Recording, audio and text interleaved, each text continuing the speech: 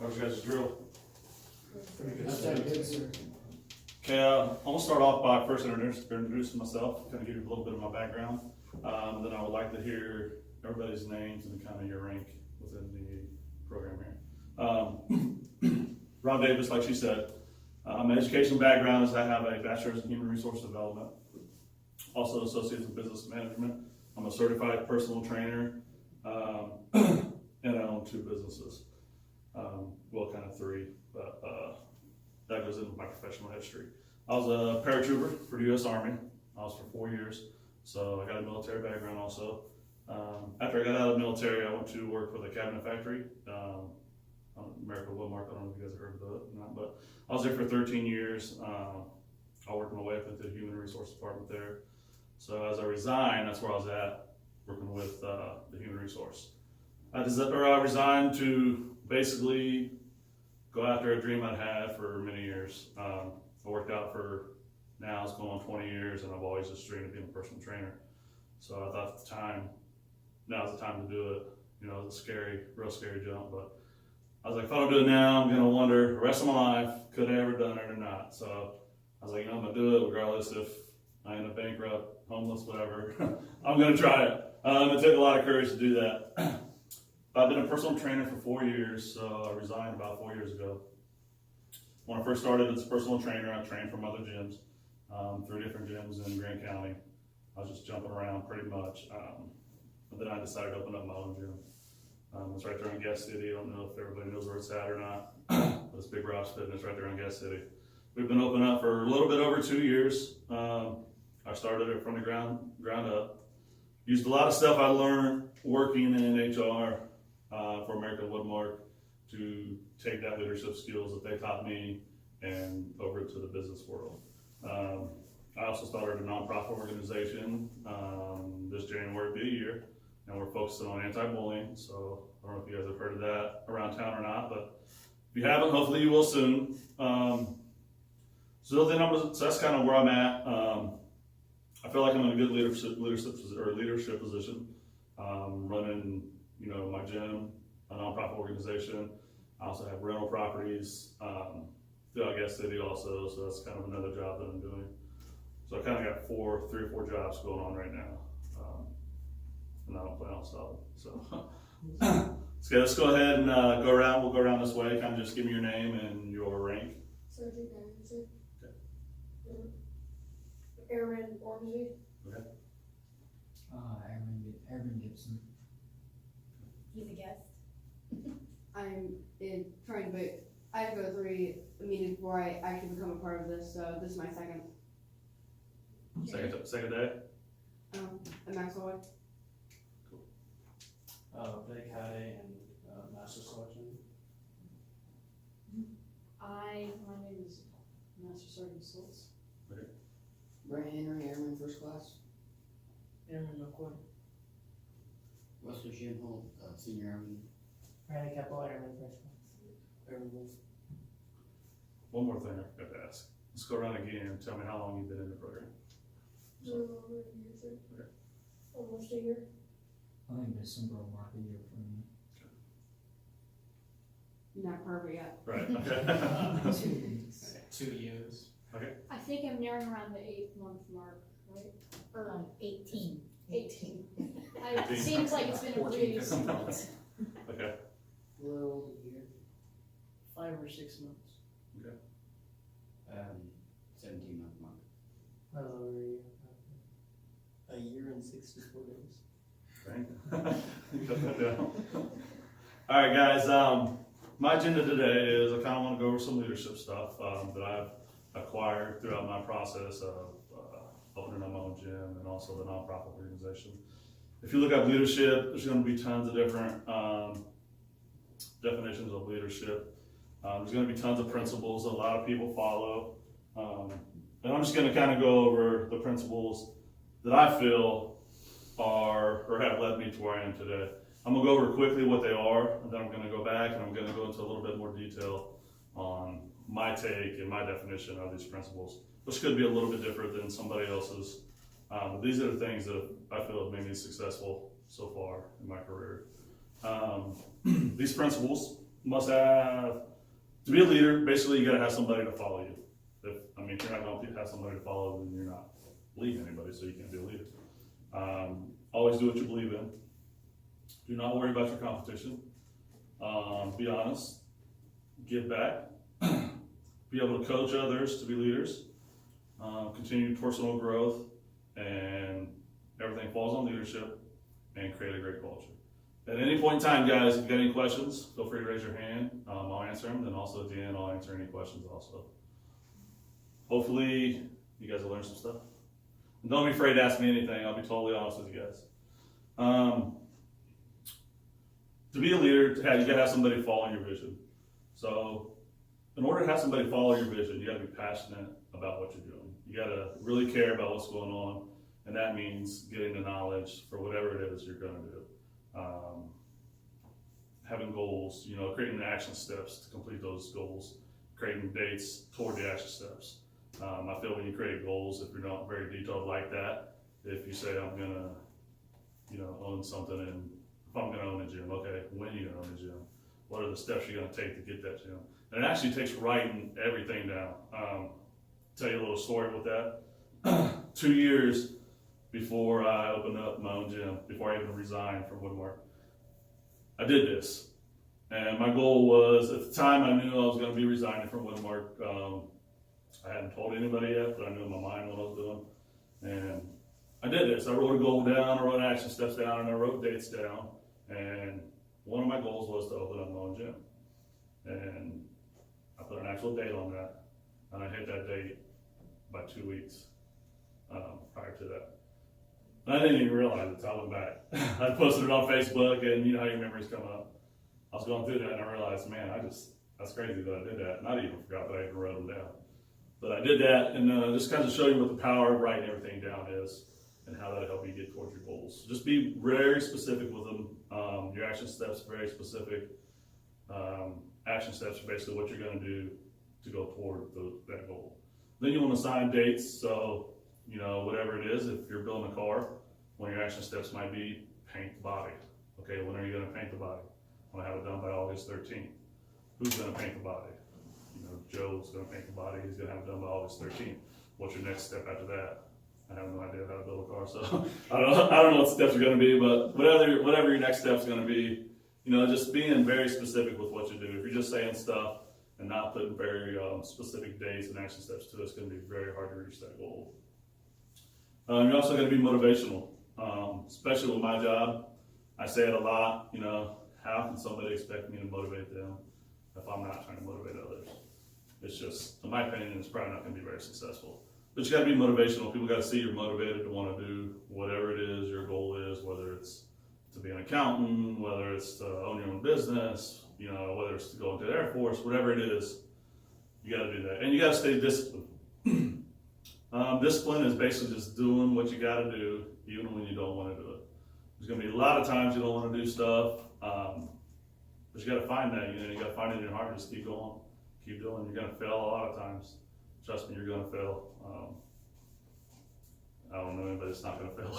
You will fail a lot of times, and it takes a lot of discipline to keep going. Those people that keep going and fail, those are the people that are actually going to succeed in what they're going to do.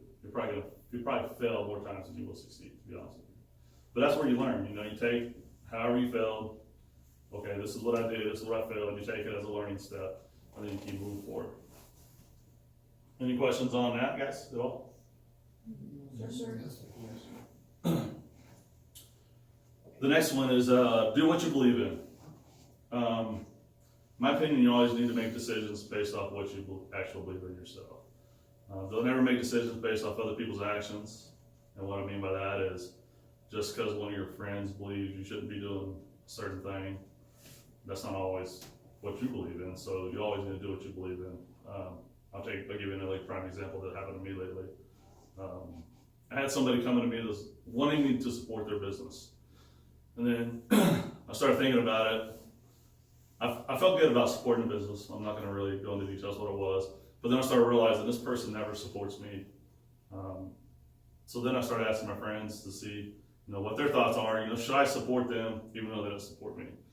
And the end result was I came up with, I'm going to support them regardless. I'm not supporting them, but I'm supporting the cause that they're wanting to help support.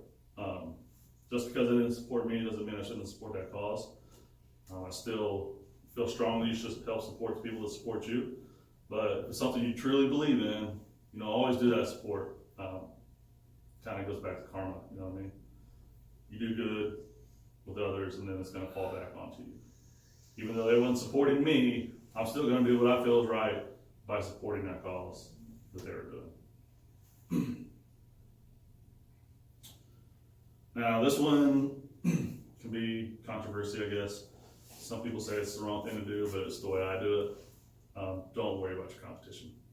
Some people think you need to study your competition and see what they're doing at all times. I don't. I could care less what my competition is doing. When Planet Fitness came to the area, that was one thing everybody started asking me. How you feel? How you feel? I don't care what Planet Fitness is doing. Just because they're doing something does not mean I'm going to be successful doing the same thing. I'm always going to do what I do. I'm going to work hard at what I'm doing, and I'm going to let the cards play that way. So that's one thing I do that some people may not do is I just don't worry about the competition. I'm just going to do my best.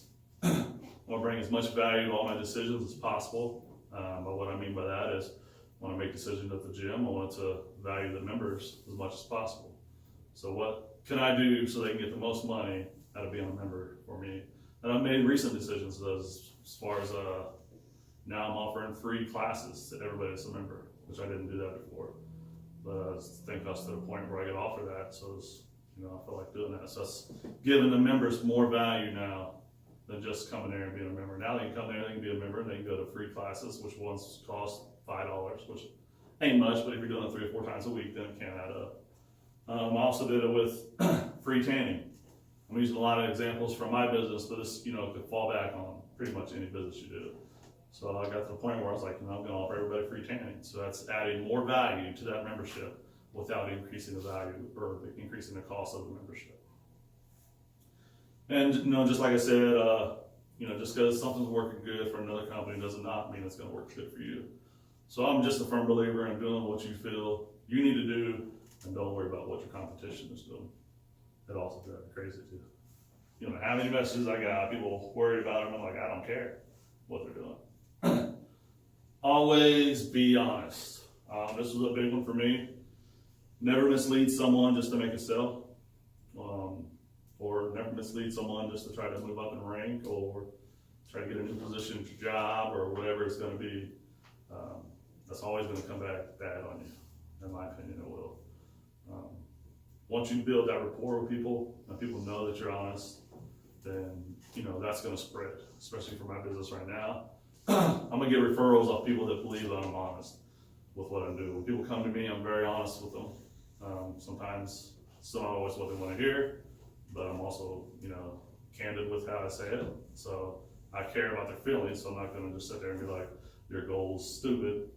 I will let them know your goal's unrealistic. But this is what we can do, and here is a more realistic goal for you.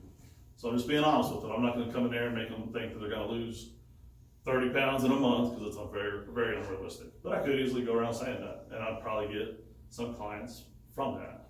But once the word gets around that I'm not producing what I say, then it's going to hurt me in the long run. So just be very honest. Sometimes that's hard because I know you want to make money. I'm using my business toward leadership a lot, but it could go toward anything. But when you're trying to do stuff, sometimes there's shortcuts you can take, and it could benefit you, only you, and sometimes it's not the most honest way to do it. Here's another big one that I'm a firm believer in. Giving back to your community. With volunteer times, or volunteering, donations, we do a lot of giveaways at my gym, just because I want to give back to the community. I think giving back is just huge. Whether it's volunteering, go to the mission and, give out food, whatever it is. Find ways to give back. It's gonna not only help you, but it's gonna help the community. You always feel better when you do stuff like that with yourself. Whenever it's over with, you're gonna feel so much better. So I always just suggest give back. And if you can donate to sometimes, then do some donations. And sometimes donating is not always monetary, or you're giving money, donate your time or something like that. Everybody's got some time they can donate.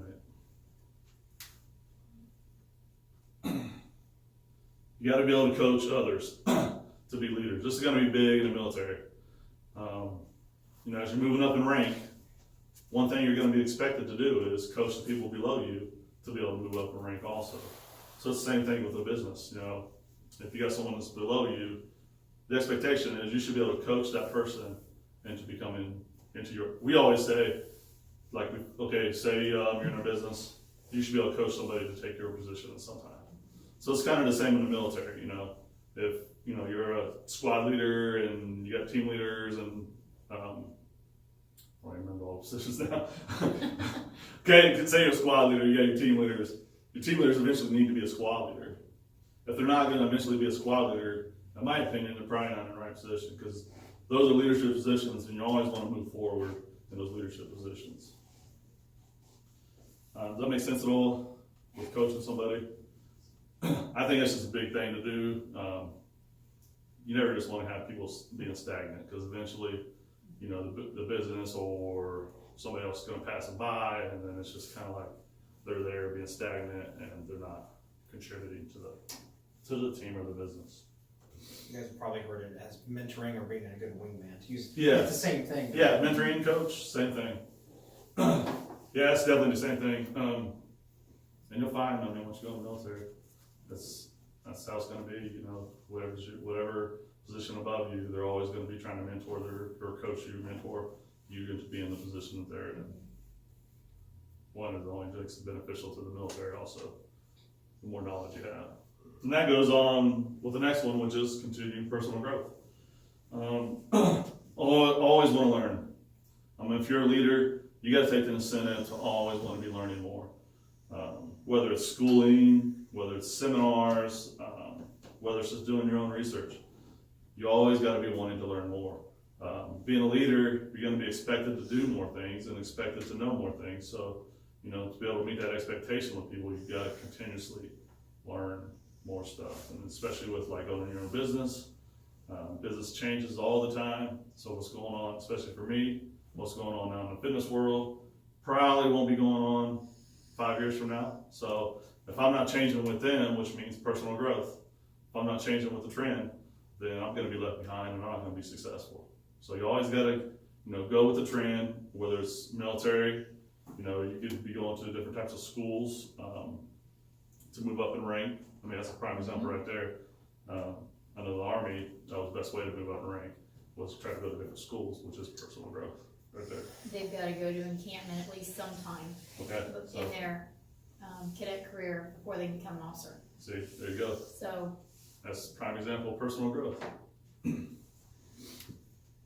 you'll probably have to go, I don't know how you guys are in the Air Force, but even to move up in officer positions, you probably got to go to a different officer.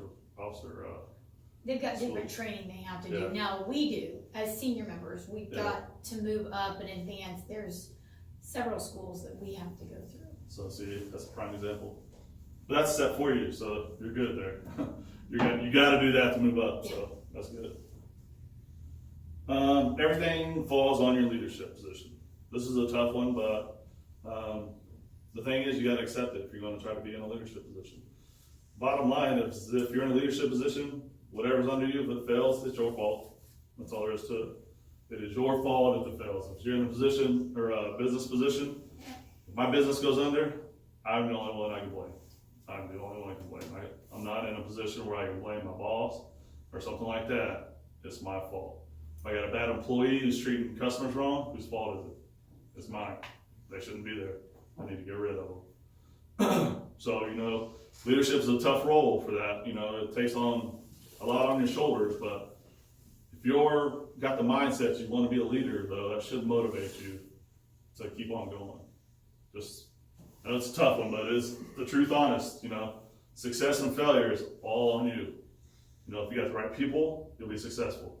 Put it in your position, and that falls on making sure you got the people that are willing to learn, just like you, willing to advance, just like you. Then if you got people that are bogging you down, then you got to get rid of them. That's all there is to it. Sometimes that's hard too. Could be a friend, could be a family member. Sometimes that is hard, but it is your responsibility to get rid of them. Yeah. I would throw something in. Okay. From the regular Air Force structure, Specifically, like the enlisted force structure, the very first thing it says in a position under duties and responsibilities, it will say flight sergeant in this case, you're responsible for everything that your flight does or does not do. Yeah.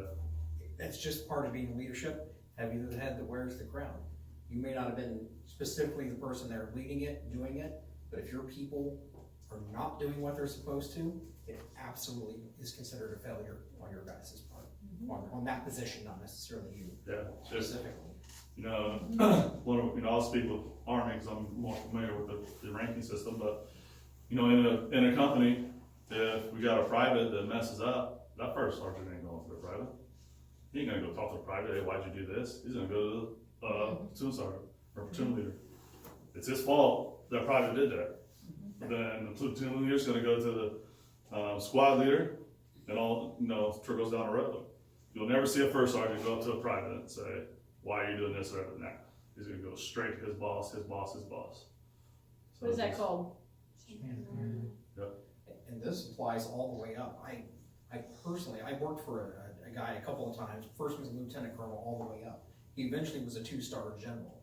Now, he did not have direct hands-on in a lot of things, but there were a series of events that happened that fell under his command.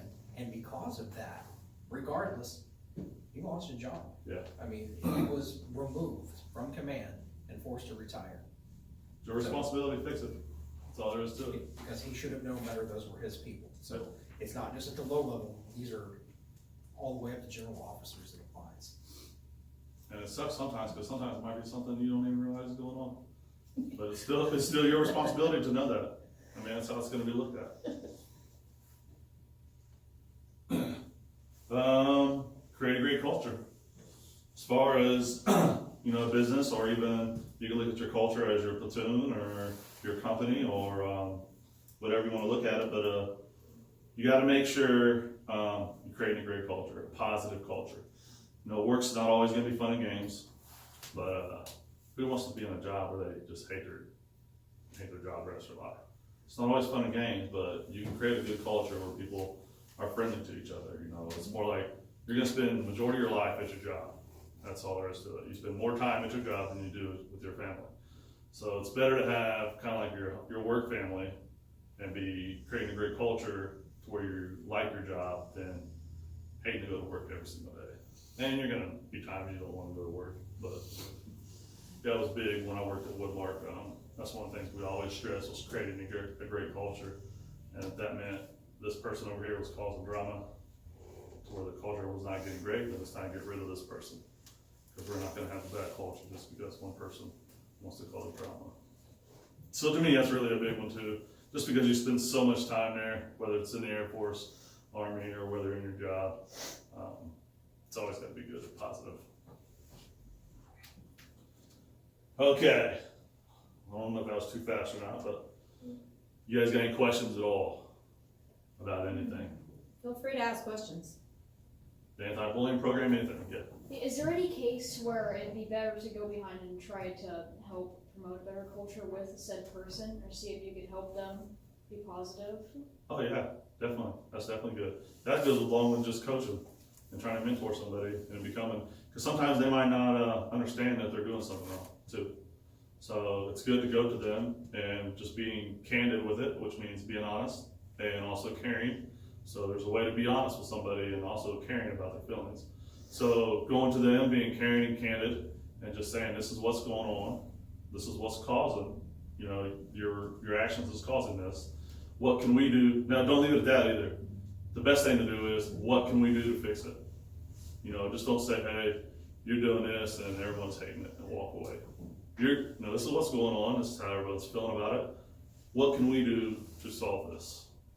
You know, help him. Maybe it's something he doesn't understand he's doing, and it's something he really needs help changing. So be part of the solution too. Just don't let him know, hey, this is what you're doing wrong. This is what you're doing wrong. Now what can we as a team do to fix this? Yes, sir. Anybody else? Anything? You're quite a group.